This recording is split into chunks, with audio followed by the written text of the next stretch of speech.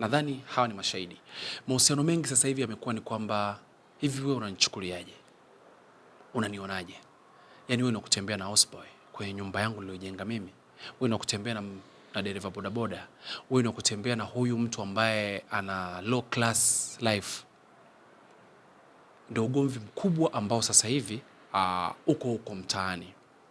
Lakini hawa watu wanaogombana wanasahau kitu kimoja, kuwa mwanamke ni kama keki. Keki usipoidecorate utaiuza kwa bei ya hasara, au utaiuza kwa gharama ambayo inastahili na ile keki.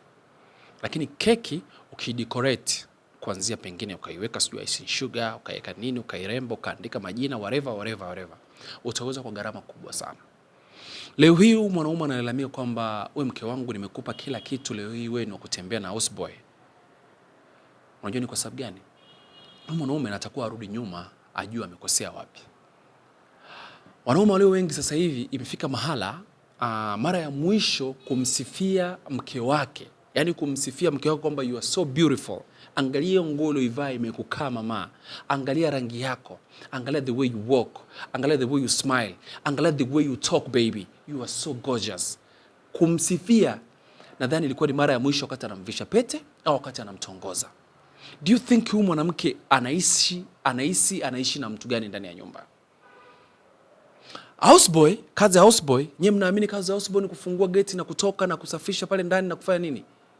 Houseboy wakati mwingine anajikuta ameingia kwenye tamaa ya kumwambia maneno mazuri huyu mke wako, na yule mwanamke anaposikia yale maneno mazuri kutoka kwa huyu mwanaume ambao mnamuita houseboy au low class, yule mwanamke anajisikia kama mbona kama ni dunia tofauti hivi, kumbe ni mzuri, lakini kumbe nalala na mwanaume au naishi na mwanaume mle ndani, hatambui thamani hii.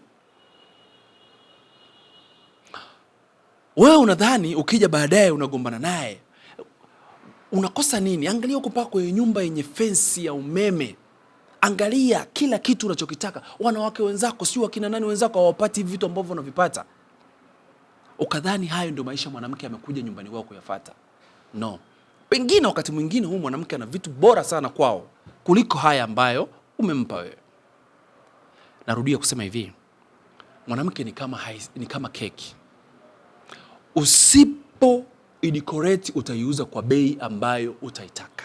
Na mbaya zaidi akisha seksi naye, akianza kumnyambulia hao maneno, akianza kumwambia zile sifa zote alizokuwa nazo pale kitandani, huyu mwanaume atakuwa ndo baba wa nyumba. Wakati mwingine mpaka hata nguo zako atavaa. Ukienda kazini atavaa.